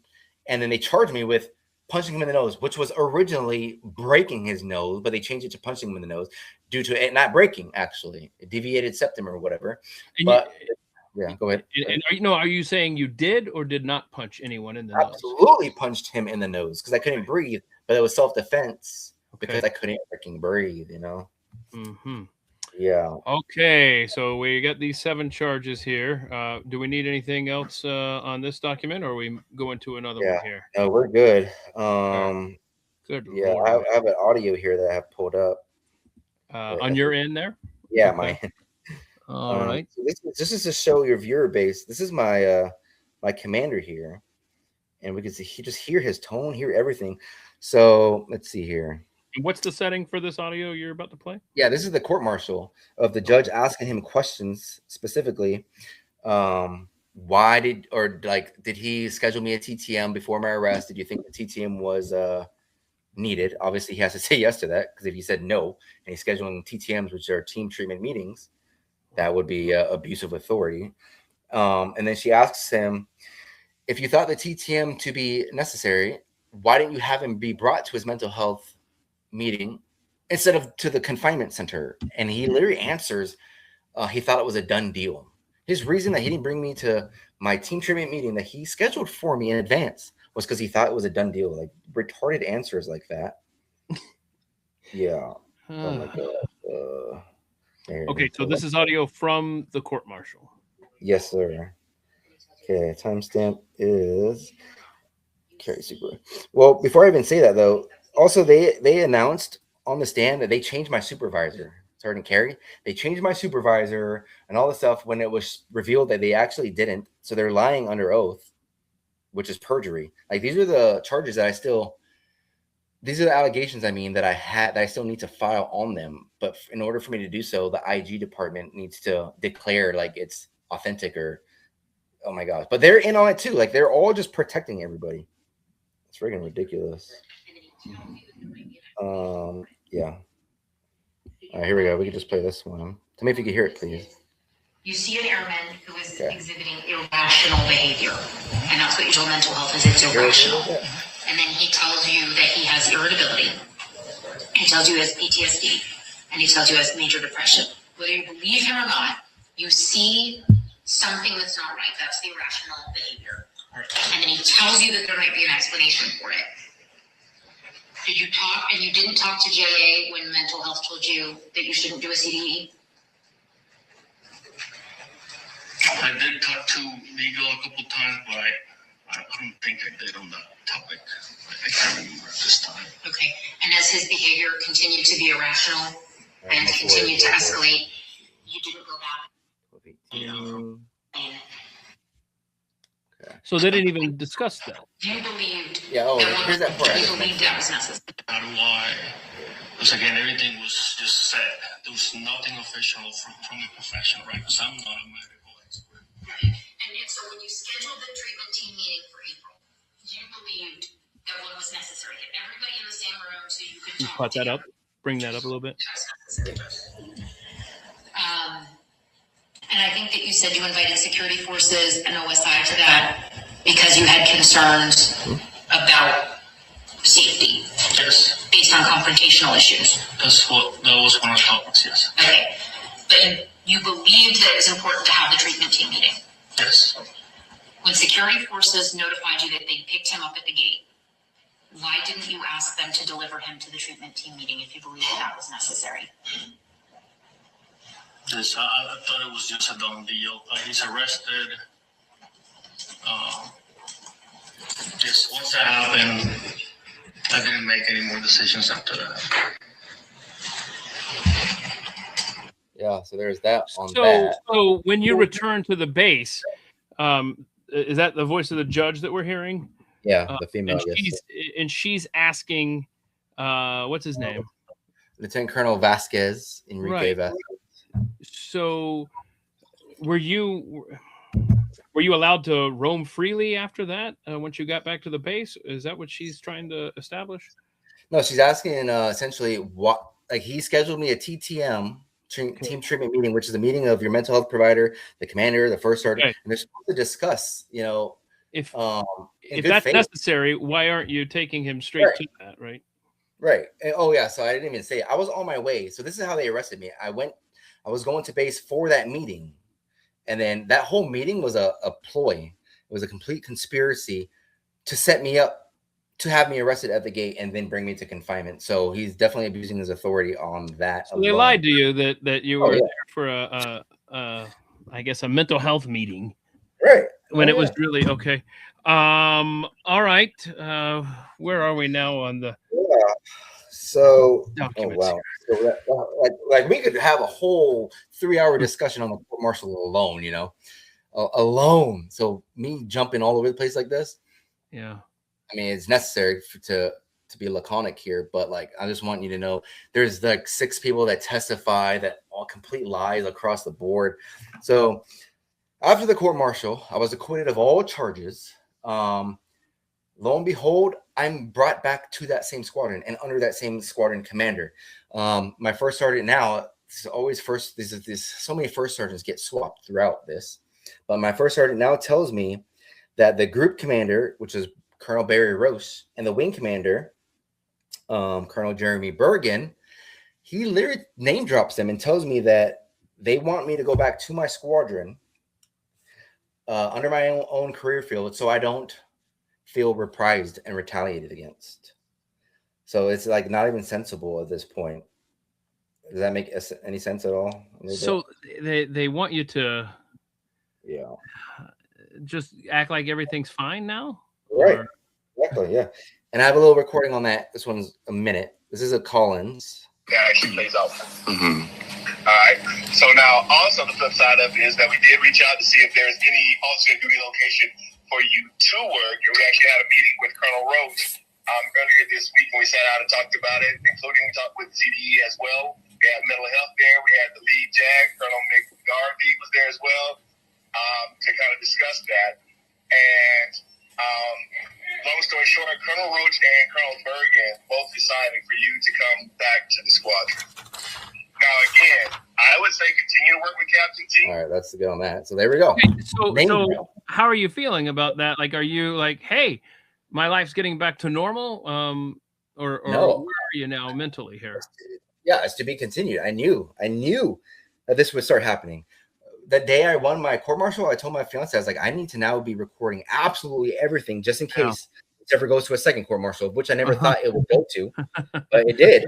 So just to be clear here, because we kind of glossed over this in your court martial, what was the specific charge, and then was it like a full acquittal? What exactly was determined by that court martial? Yeah, that was a document that we just put up. The entry of judgment. It showed all the charges. It showed all those 7 charges that we went through that we were stunned by. You were acquitted of all of them. Every single one down. All right. So now, I guess is SOP, standard operating procedure. When that happens, now are you back in the good graces? Do you get the ranks? No, I mean no, absolutely not. Yeah, which is what was supposed to happen. I get promises from the first sergeant saying there's no ill feelings, there's no ill will feelings from anybody. He says I have a clean slate. He says there's no harm, no foul. Like what are you talking about? There's tons of harm and foul. So how did a second court martial come about? Oh my gosh, I don't even know. So you just want to jump straight to I'm sorry. I thought so. Where are we in the story then? Okay, so you win the first court martial. What happens next? Okay, so I just found this out. If you pull up 16, this is how I don't even know a word more egregious than egregious, actually. So if you pull up 16, I just found this out a couple months ago. This was from my first court martial, and this is criminal action right here, absolute criminal action. So these are my dispositions from the trial, because I got denied. What's it called? Bexar County. I got denied with a job that I was applying for, correctional officer. If you scroll down, it shows my dispositions in blue from the first trial. Okay, and it shows not criminally prosecuted on 4 of them, and for the assault charges, it says charges withdrawn and dismissed. Now, why that is extremely inaccurate is because I was acquitted. Those should say full acquittals or whatever. Yeah. But this shows the employer. So the judge makes a ruling. You're acquitted on all 7 charges, but when the paperwork gets filed, it doesn't say that you're acquitted. Right. It shows charge withdrawn. It just says that, you know what? We decided not to take it to trial. Yeah, not criminally prosecuted. Exactly. Means they didn't take it to trial. And they prosecution dropped it, and then charges and withdrawn and dismissed shows it was brought, and then they dropped it mid-trial or something. And which you can had show no idea that they had lied on this paperwork until you went to get a job a couple of months ago, and this came back on the background check at that job. Exactly. From the FBI CJIS division at the very top, it shows it. Yeah, this is heinous because guess whose responsibility it is to submit accurate dispositions. It's the SJA team, of which I'm sure they have recommendations from the command. Like, what this was purposeful. This was malicious, because if it wasn't, it should be because down the they board. knew at some point in the future this would come back to bite you. Right. Right. And like, I'm still putting all the pieces together because my security clearance after the first trial never gets reinstated, and they said it's due to my mental health account or treatment at the LRTC facility in San Antonio, which is a lie. I looked that up. They can't revoke your security clearance off of, going to an outpatient facility. Yeah, so this is a lot of corruption. A lot. What file is the next one you would like me to open, sir? Okay, yeah. So, so Sorry. Oh my gosh, yeah, this is just nuts. So I need to set this up. So now I go to Laurel Ridge Treatment Center in San Antonio, Texas, which I have the recommendations of my command. Like, I'm put back in the same squadron, by the way, with my same commander, who I have 3 meetings with, and his discontent for the judge's verdict is apparent. I actually want to play that. So now I'm at Laurel Ridge, and the therapist and I, it was an 11-week outpatient process. She and I decided to secretly record this now TTM with Vasquez. Again, like this Vasquez character. Let's see here. And I want your reaction on what you think of this real fast. You have any questions so far, actually? No. So you were forced to go through this 11-week treatment. Is that right? It was volunteer, and I volunteered for it to get me out.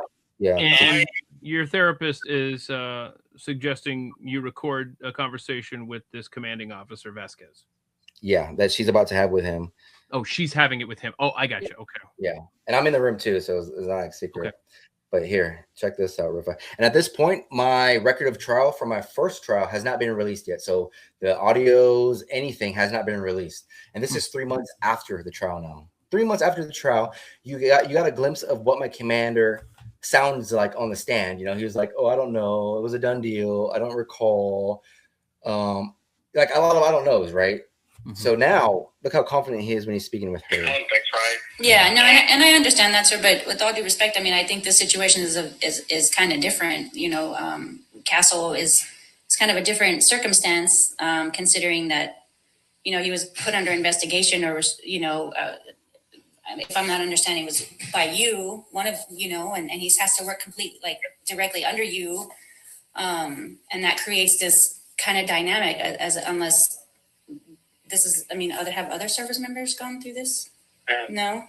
Yeah. I mean, I understand that, right? But that is the consequences of the decisions that he made, right? I understand that during his court-martial, he was found not guilty, right? But what the judge decided, her reasoning, that is nowhere. I don't know what was her reasoning. It could have been, hey, Castle deserves another opportunity. So, hey, maybe that's why she said he's not guilty. I don't know, right? Like, there's no records. We do not get access to any of the reasoning that the judge had. The reason why he's in the position that he's at is based on the consequences of his decisions, right? So, and then there's a mental health piece to it, right? Like this whole treatment piece that he's. Yeah, so that's about that. And that's like an hour and 30-minute conversation that I just showed 2 minutes of. So you can imagine what happens in that conversation. So you're still being punished by the system, even though you're found not guilty. And I got like exculpatory evidence like this that I'm being reprised against due to him admitting to my therapist that I should not have been, or he's implying I should not have been found not guilty because he's saying we got no documents. But now that the audio is released from the first court, it shows all of his contradictions, which are lies. Like this guy is trying to, and he says I'm a manipulative with no credibility, when really he's the one who's trying to manipulate everybody. with zero credibility. That's why I call them sanctimonious later on and get charged for that, actually. Oh, no. Okay, so where are we at on the documents? Yeah. So before we move on to the final chapter here, so above Vasquez, his boss is Roche, who I already brought up, Barry Roche. We also have a TTM with him the month after, and it's even worse. It's even worse because in this meeting, he has his SEL, which is a senior enlisted leader, Chief Jessica Baldwin, who becomes my supervisor like around March of 2024. When it was declared in the court martial that my supervisor was changed from Carrie, right? Like it's all lies and it's all provable. So yeah, I'm gonna play this one, and it's probably one of the last recordings. But this one's with Colonel Roche, and again, I'm asking him questions about or they're asking me questions like, "What's the plan?" When I come back from this Laurel Ridge treatment and go back to the squadron again, what is the plan? You know, and I want to get your 2 cents on this once you hear this real fast. Okay. Okay, 7:48. Yeah, so I'm about to see. This is how long it can get, you know. Like it's so hard to explain this in like 10 minutes if I had to. I understand. Yeah. You lived a hell for what? How many years? Several years. So, and Yeah. trying to condense it into a story may not be the easiest assignment here. All right, here it is, right here. Who- Oh yeah, sorry. I was just saying, Yeah. who are we listening to one more time? It's Colonel Roche, the group commander, who's in Okay. charge of the squadron commander Vasquez, and his my supervisor, who's gonna actually now be my supervisor, Chief Baldwin, who's his like assistant.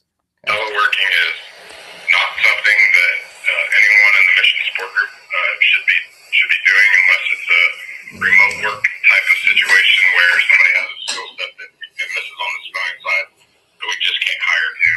I'm not sure how you would be productive at all teleworking, considering. Let me jump around. Well, because of his history of confinement and how that went too, so I can understand that as well. So looking outside of the mission support group was the primary focus, just because of any interaction or potential interactions with anybody that may have not had a great interaction with prior to his acquittal. So we got the Chief Baldwin stating So that they're I'm going to still be punishing you for not taking the COVID vax. Yes. I mean, they're essentially saying we still can't have him around other people, and Exactly. Okay. And then I asked Roche about the active shooter stuff, and you're not going to believe his answer on this. And this is the last part right here. Again, for those that may be just joining us, when the when the refusal to take the COVID vax started to turn against Lance's commanders, then they made up these charges that you are a anti-government threat, active shooter possibility, and then you got this audio here. Yep, and this one's big right here. I just wanted to know that.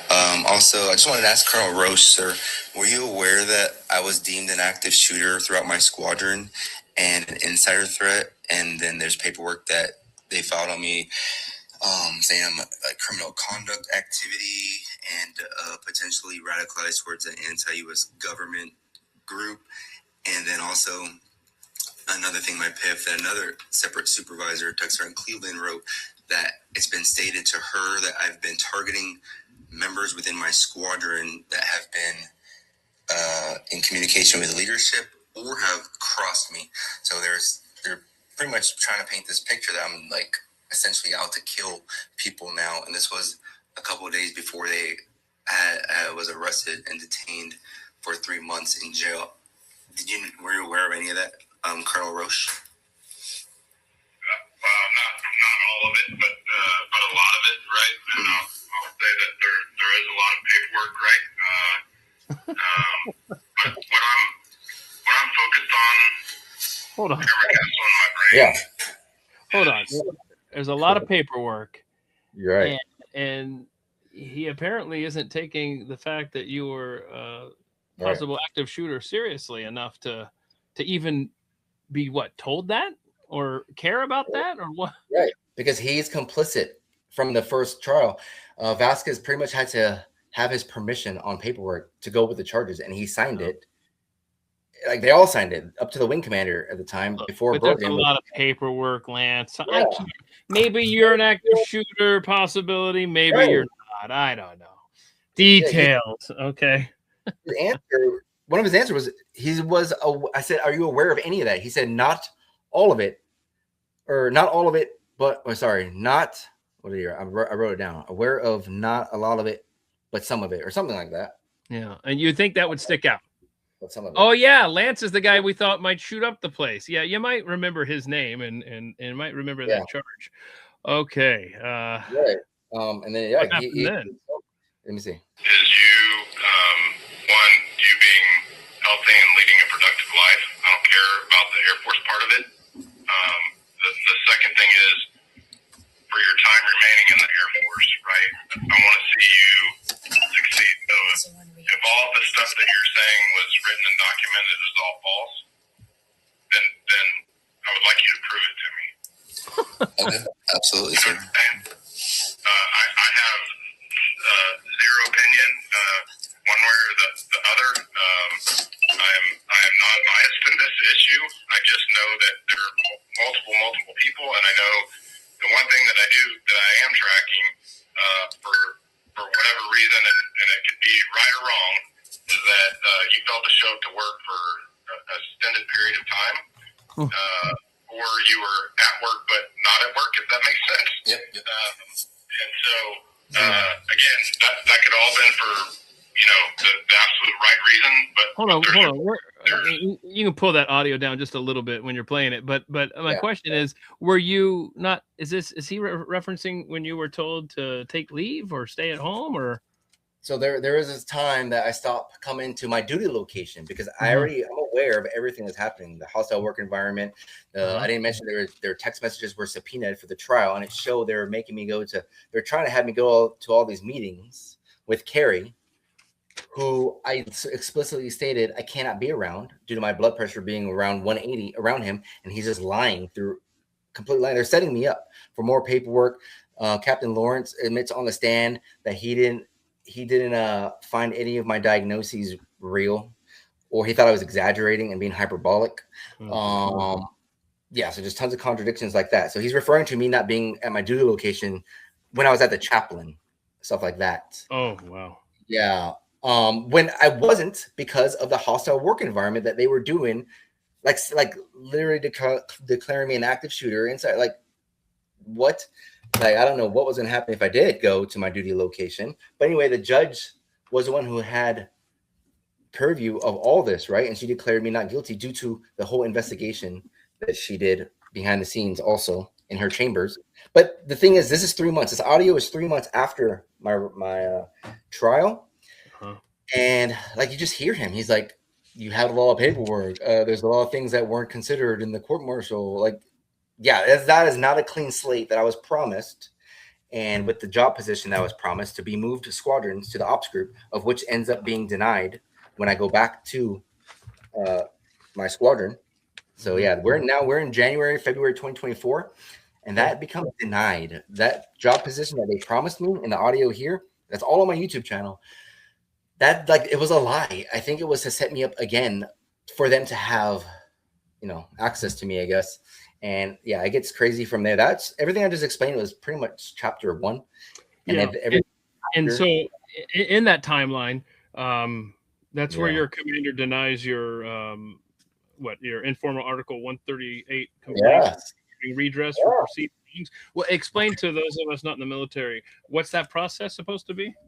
Yeah, so Article 138 complaint is you submitting a complaint legally, like a legal complaint on your commander for established wrongs, grievances that you have, and in there you're telling the process for you to go up the chain, right? Exactly. To look for Yep, and in that Article 138, oh man, I lay it into them. I lay into them bad. I say that Roche could have done something about it. He did nothing about it. I put all of my concerns in there, including the audio that I just played, and Vasquez denies it. Illegally denies it. Yeah. And he denies says denies what? Article 138 complaint, which is fine because I could progress it up the chain, which I do. And then the next person denies it, which is General Conley, of AFSOC, Lieutenant General Michael Conley. Like, did he even read it? I doubt it. Oh my gosh. And so it's just stuck right there, and then I got to redo an IG complaint. This is, until I finally get somebody like the Undersecretary of the Air Force, which is Matthew Lomer, or the Undersecretary of Defense, Anthony Tata, who I emailed him and all my stuff and all my complaints, and they haven't even responded back yet. I've emailed them too. Until someone like that, messages me back or emails me back like, hey, what's going on with all this stuff? And like, there's just no one wants to look into it. I don't understand. So then, so while this is happening, after you're getting rejected with your Article 138 complaint, this is when you go to social media, and then what happens? This is when my cell extraction video starts to become public because I sent it to Mark Basha, and he posted it. Yeah. And that got 6.4 million views. Until this date, they're still posting. Right? How did I miss this until December of 2025? All right, so we're in April of 2024, and so did you? Is that your first, I guess, foray into social media around all of what's happening here? Is the post of that video of you? Who recorded that video, and were they on your side? How did you get a hold of that? So it's AFI, Air Force instruction, for it to be recorded. So if they didn't record it, it would have been unlawful. Like in their regulations, it states that another security force member has to record the whole thing. So he was one of them, obviously. How did he get into your possession then? Yeah, and I got it from the trial. I got all the evidence from trial. Okay. And I looked at everything, Yeah, and it was in a CD. All right, and I know at some point along here, you're starting to be referred to as a Nazi. I mean, what is happening here? Oh, insider threat, not Nazi specifically, but insider threat. It continues. Insider threat. Okay. Yeah. I thought I saw something in your notes. I must have misread it then. Okay. So then what happens? Because I know there's another court martial coming up here for you. Yeah, I'm gonna be real concise now. So fast forward to to the end of May. Colonel Jeremy Bergen now issues a CDE for the first time, which is a commander-directed evaluation, which is a mental health 9-hour interview, and you're doing tests and all that stuff to determine what are your diagnoses, like what are his diagnoses. And this should have been done long ago. Vasquez denied it constantly. He wanted me to write him a MFR stating that I wanted it. Like, I don't know why, but he didn't want, I don't know, he probably thought it was him retaliating towards me. But then the next intermittent commander after him, Major Abdouali, Nalisha Abdouali, she states that it was her that ordered the CDE when really it was Bergen. So anyway, I get this mental health evaluation. I am now diagnosed officially with delusional disorder, and delusional disorder definition is for me to believe all these things happening to me that other people around me can completely see that it's fictitious. So that would be the equivalent of like, someone who believes they has spiders crawling all over them, and they're like this, and other people are like, dude, you don't have spiders. That's delusional. But I'm diagnosed with delusional because of my perceived persecutory type statements, like, dude, they're coming after me. And at this time too, Vasquez, again, he writes me a LOC for more crap. He says I missed 2 medical appointments when, again, completely fictitious. And like, no, I did not. But he's just writing more stuff again to create a paper trail. And I can see what's happening. So delusional disorder, IED, intermittent explosive disorder, which is fair, sure, and unspecified trauma stressor related disorder, which is equivalent to PTSD symptomatic wise, other than the onset. It doesn't matter. I have a phone call of this to the provider calling me and explaining it on my YouTube channel. I've written this in tons of emails, tons of complaints. I'm at 50 complaints. Give that YouTube channel. Okay. Lance Castle 490. Yeah. Lance Castle 490. Okay. Yeah. So now I completely see what's going on there. These guys are setting me up to bring me to inpatient against my will and drug me out, because in my results, they state that I need to be medicated for my delusional disorder. Oh my God. Like, everyone's so in on this, and we have the records from the trial. We have the audio recordings. Like, no one listens to any of this. Oh man, it's crazy. So yeah. And in June of 2024, they accuse you of being AWOL. Yeah. So now the new commander, Colonel Barry Roche, leaves. The new one is Stuart Churchill. This guy orders me. So first of all, everyone has ignored my CDE. You would think that delusional and IED and the other one, unspecified trauma. And CDE stands for Commander Directed Evaluation. Okay. So yeah, they all ignore it because I'm supposed to get a post TTM again from the conclusion of my results from the CDE. That never happens for a month and a half. It never happens. He orders me that he gives me new orders for work. You will report to work at 7 to 5, whatever, right?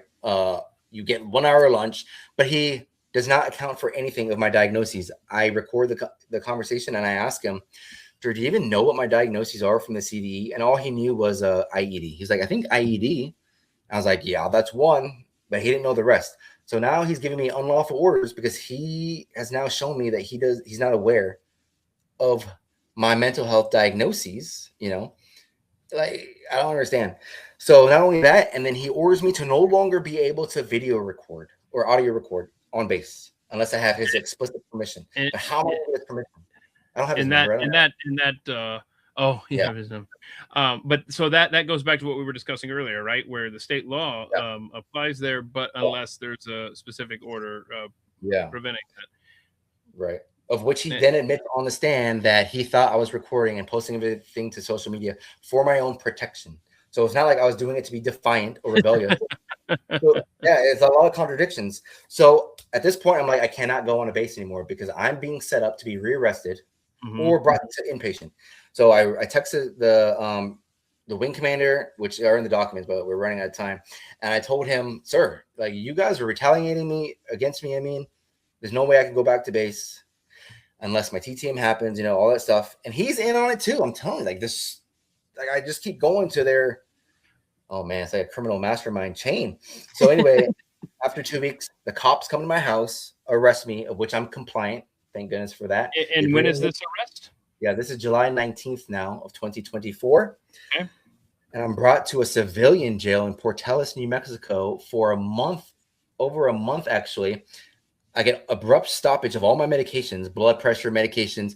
I didn't even mention that in the first one. They completely abrupted my medications, or abrupt stopped my medications back then, like PTSD stuff as well, like Prozocin, my blood pressure medication, like lisinopril. You could die from that. That could be fatal if you just completely stopping someone's blood pressure medication, or at the very least make them feel, you know, irritable, of which is why that cell extraction happened. Yeah. Well, what I didn't even, like, I'm going back to that now, but that cell extraction, they stated that it was to shock me into compliance. So that was how it was deemed unlawful. You can't do it in cell extraction to shock someone into compliance, you know.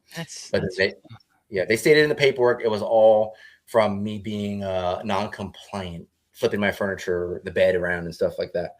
So fast forwarding back to where we're at now, I'm in pretrial confinement once again for 8.5 months. Now, not 66 days anymore. In the county jail? So a month and a half in there, and then they fly me to a military brig in South Carolina. And I guess I'm trying to figure this out. I don't understand how the local authorities get involved in this matter. Is that just they can. The base knocking on their door and saying, "Hey, we don't want this guy around here. Can you put him in here for a while?" They can. Yeah, they can. The commander can. Yeah, it's crazy. If this military brig is something, is this where are we at? Monk's Corner, South Carolina? Is that Charleston, South Carolina? I get flown back to. You still live right near there, so go ahead. Yeah. I get flown back for my arraignment, 1 day arraignment from my new judge. Man, this guy, Major Nathan Royer, he's now Lieutenant Colonel. The Colonel Jeremy Bergen, the wing commander, he's now been promoted to Brigadier General. Like, everyone's being promoted left and right for their heinous crimes. So this guy lacks complete due diligence, the judge, in my arraignment. And I'm still to this day sorting and transcribing and reviewing because, believe it or not, there's errors in the transcribe. Here's a quick example. The wing commander states on trial that my mental health provider was threatened by me. But in the transcribe, it says something completely different. It says it doesn't even make sense. It's like he felt the right counsel to. Instead of it saying his mental health provider was threatened by him, it says whatever I just said, he felt the right to counsel to. Like, doesn't even make sense. So I don't know what the heck's happening with that. It seems like a constant thing where paperwork doesn't match up with reality. Yeah. All right. So you're in the brig there in Charleston. How long were you there awaiting I trial? was there from September to end of March in Okay, total. so you're now incarcerated here for what, 6-7 months now. And we get to March of 2025. Now, surely at some point you've got to think, hey, Donald Trump just got reelected. Surely this is going to end. It's going to it's going to all it's going to end well for you, right? Okay, so but we're at March 2025, and this is your second court-martial time. Had you anticipated some sort of reprieve by now? Absolutely. Okay, so now you're headed back to court. This is over the AWOL stuff. And I guess in April of 25, the ruling comes down, and what happens? Yeah. Well, can we pull up real fast number? This is what I get charged for. 21. 21. Okay. Yeah. And this is so they charged me for the AWOL, like we just mentioned. But again, I couldn't go on base due to them setting me up. And there's even documents of them saying we looked into inpatient for him when I definitely didn't want to be an inpatient. And if we scroll down to page 4, if you'd like to read number 4, I think your viewers would like this. Okay. On June 3rd, 2024, who's speaking here? Me. This is me. This is my Article 130 complaint on this guy. That's Churchill right there. And the reason why his name popped up or his picture popped up is because I provided the link to this conversation, and then that's the thumbnail to it, because in trial, these prosecutors say that I literally pasted a copy of his face on there, but it was just from the link. It's just a thumbnail. Okay. Yeah. And all right. And CDE stands for Commander Directed Evaluation. Actually, before we hit number 4, can we go to number 3? That sets it up real fast. Okay. Number 3. How far up is that? Yeah. Keep going up. Keep going up. Up. God, my goodness. What are we looking at here? Yeah. Don't worry about any of that. No, that's not that. Right there. Can you read this paragraph here? Yeah, this is what I'm recharged for right here. Okay, so you tell me when to stop. On various dates ranging from May 26, 2024 to present day, I have either copied you in an email to higher leadership or emailed you personally with higher leadership copied as well. On June 13th, 2024, is at Charleston Air Force Base, Wing Commander... Cannon. Cannon, New Mexico. Air Force Base Wing Commander Colonel Jeremy Bergen schedules a last-minute secret TTM for the next day, secret due to my ADC not having knowledge of it, with many demonic complicit leaders in attendance. All right, so you're labeling them demonic there, I see. This TTM, from my knowledge, includes the reprehensible Colonel Churchill, the negligent past duty wing commander Colonel Greer, other disgraceful commanders, such as the incompetent and inexperienced Captain Abdulai, the atrocious and utterly deceitful flight commander from Cannon Air Force Base, mental health Major Wiley, Major Oldman, the timid and unlawful group. You have nicknames for everyone. It's almost like Donald Trump here. Timid and unlawful group SEL, Staff Master Sergeant Hunt. I don't know these words, bro. Vainglorious. I got to start mixing that in. And disrespectful group chief commander or chief master sergeant Marburg, the highly dishonorable and ignominious first sergeant Ike. Thank you. Okay. And lastly, the trustworthy as of now, FSS first sergeant Calhoun. From my charged with that with some of those adjectives there. The one that says other commanders such as incompetent and experienced Captain Abdulali, I get found not guilty on that for some reason. I think it's because she showed her incompetence on the trial, on her testimony. And again, we could do a full podcast on their testimonies. Like, these guys are going to be in big trouble because they literally perjured themselves on the stand. And then we go to number 4, and this is also what I was charged with, disrespect. All right. On June 3rd, 2024, I was told of my CDE results over the phone, and the physical CDE results were later released to me. Major Wiley and Major Oldham were in that secret TTM scheduled by Colonel Jeremy Bergen that Colonel Churchill was in attendance for. With mental health present, every leader had all of my CDE findings readily available if discussed. If it was discussed, the prideful Colonel Churchill is the epitome of failed leadership. If it was not discussed, the pompous Colonel Churchill is, again, the epitome of failed leadership. Did you want me to keep reading here? Yeah. It is an absolute disgraceful and total failure of Cannon Air Force Base Command via the nefarious and extremely corrupt Wing Commander Colonel Bergen, all of his sycophantic minions that call themselves leaders, when in reality they are on the opposite end of the spectrum, and one of the biggest wastes of taxpayers' money is funding these vile, disturbed, highly corrupt, arbitrary, capricious, sanctimonious, lawless criminals. So hang on now. As I'm reading this, if this is handed into neutral hands and they see the way that you're describing your superiors, that doesn't seem to really help your case, Lance. I just wonder if maybe emptying the thesaurus into this wasn't your best move. No? Yeah, it probably wasn't, because I was convicted of that disrespect. Currently, if my appeal overturns it, sure, but you got to weigh in the context and all the history that, like, I'm fed up at this point. I understand that, and I understand, like, for example, I am stunned by the restraint so many people in similar positions as you. I mean, this is very unique, especially for a conversation on this program. But I see so many honorable people that are treated so poorly by the system and by our government, and I say to myself, as I'm reading about them and watching interviews with them and talking to them, I'm thinking to myself, holy crap, I would not be able to restrain myself. And I would probably react in a very similar way that you did here, if not more so, if not more vociferously. See, we're going to mix in some more big words here. But my concern for you being in the military and seeing this, I feel like... in hindsight, and this is just me, and maybe you can tell me, do you regret some of the wording here and kind of compounding what you were already up against to begin with? The key word was hindsight there, of course. Like, I wrote this at 2 a.m, like, things were hitting the fan. Again, I'm diagnosed. They're treating the system, diagnosed with delusional disorder. Like, what the? And I'm not even being accommodated for my delusional disorder. So I could have been more tactful and test piece. I'm not in your shoes. I'm not judging you. And like I said, I would probably even react more over the top. So I guess my question is, what do they find you guilty of in April of 2025? We're now well into the Trump administration, and you're still going through the process. What did they find you guilty on specifically? We could pull it up. 22 shows it all. I have literally nothing to hide here. Okay.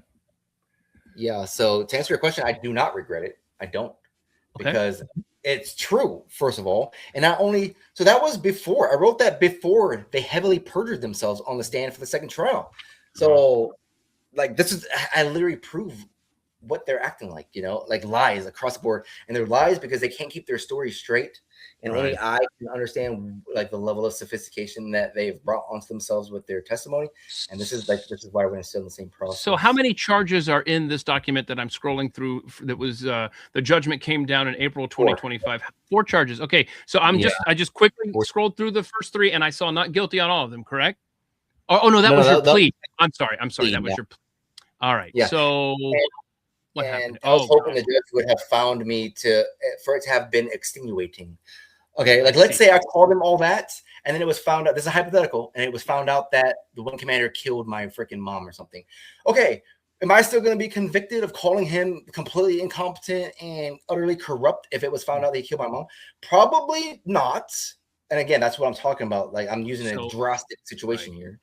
I understand. So you're thinking that showing their incompetence or distortion of the facts and I guess record keeping might exonerate you at some point, because I'm seeing here that the plea, the column, not guilty but found guilty, it's across the board, huh?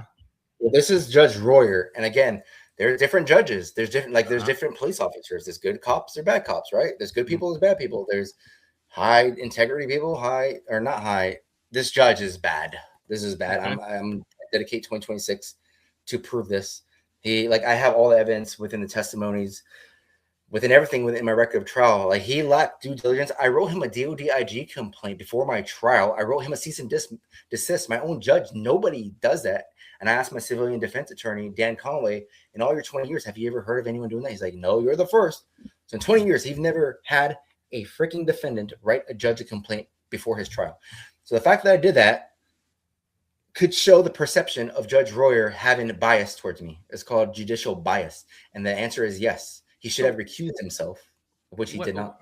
And why were you moved to write him before the trial?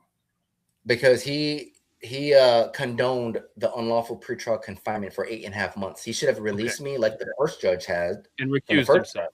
Yeah. But he didn't, because he didn't look into any of the facts. He even admitted that he hasn't reviewed anything before their arraignment on September 2023. September. Mm-hmm. Oh, I messed up again. September 23, 2024. He even admitted that he hasn't reviewed any of the facts. So yeah, that's why. And it's a very detailed IG complaint. Here we'll see the green pretty much are the people and my I see that they picked up on the same words that I picked up on, huh? There you go. There you go. Yeah, I see. That's it is what it is. That was March. My appeal process is still going. It's like a 2 to 3 year appeal process. Well, before you get to the appeal, I want to point out that, and correct me if I'm wrong, it looks like you lost your military benefits, including your VA eligibility. And I mean, your retirement, all that stuff. I mean, out the window, huh? I mean, because you got it was already out the window from the first trial, because you have to hit 20 years. I haven't even hit 20. I see. Then. Yeah. Okay.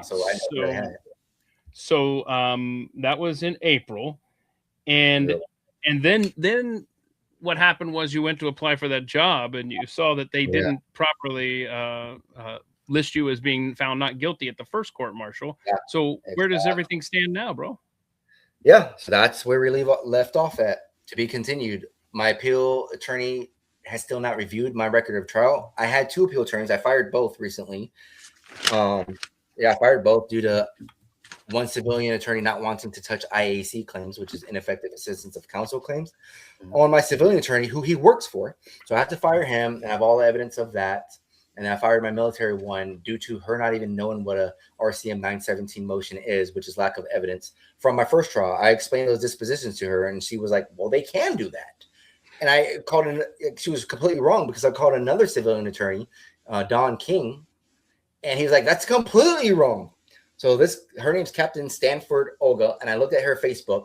She literally has a post also that's like, hey, girlfriends, let's all vote Trump out. We can't have this guy reelected ever again. Like, it was like, she's very political in that sense. But anyway, to be continued. Yeah. So you still have a fight ahead of you. Yeah. That's clear. And again, this all started because, correct me if I'm wrong, as we established at the early part of the program, your military career was going along just fine. You had the one blemish that really wasn't, it was you, doing a favor for a commanding officer, right?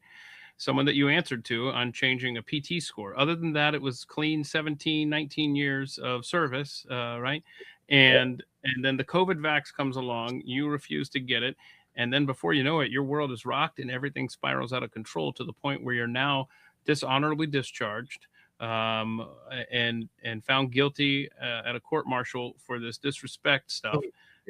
And here we are now. So, and then with that document that was uncovered on that background check by that employer, it shows that they probably did live up to a lot of those adjectives that you put in that paperwork. So, I guess what's next for you now? I mean, if you're not, you're technically still enlisted, yes? Or No, I am. I'm on the affiliate leave, which is still active duty, and I'm still subject to the UCMJ. So even though you were dishonorably discharged, I don't understand how that works. It's pending. Okay. It's a bad because you're pushing back on it. I got it. Okay. Right, because I'm going through the appeals process. So even though it's pending, I'm not. It's a non-pay status. So I'm on affiliate leave, which is a non-pay status, which is why I'm trying to find a job. But it's hard to with that freaking false background check. Yeah. And not just that. That false background check is like falsified information. That's a huge crime. Now, right, and if the dishonorable discharge remains intact after appeals, that will also show up on your background check, correct? Right, of course. Yeah, of course. I'm rolling the dice here. I can't play it safe. I'm going all in. But how can my appeals be denied when I have concrete exculpatory evidence like perjury at this point of multiple commanders, literal perjury and tampering with evidence and falsified claims and documents? Like it's so much more egregious than what even we've discussed. Like there's a lot. And I lose so many people through the details. You lose what? I lose people through the details, and it's hard to, like, I understand. you know. Yeah. Well, do this for me. Keep us updated and make sure that everyone knows your YouTube channel again. You said it's Lance Castle 409. What was it? 490. Yeah, 490. Okay. Lance Castle 490. That's where you post your updates. And make sure you post those on Twitter as well. For nothing more, just a selfish request because I hang out there more than anywhere. Man, I wish you the best, and I'm so sorry that this whole thing spiraled because you made the choice that you didn't want this experimental drug injected into your body, and they have made your life a living hell ever since. So do keep us updated. Again, thank you for your service. I'm sorry that this is happening to you, and I do hope that somehow, some way, things work out better than they seem to be going right now. The trajectory not looking good, huh? No, trajectory looks great, actually. Like, all the evidence I have will be. You just need to get it heard. Yeah, and that's gonna come with time because the appeal brief is set for June. The whole system's backed up 2 years. It's a ridiculous. But if I win my appeal, I get back paid for the last 2 years. I get my rank back. I get, like, it's like home run, and that's what I'm going for. Do you have any interest in getting back in the Air Force if this thing gets resolved in your favor? No way. I'll be at 21 years at that point, actually. But I have plans on suing so many people involved in this via joinder civil lawsuit. And this is my new fight. Like, I even have aspirations of wanting to at least go to law school, with how much work I've done on my own case. Like, I'm learning way more things that I've ever known pertaining to law and court-martial stuff. So it's very interesting. And if it never happened to me, I would never have wanted to do this. So in a way, I'm grateful.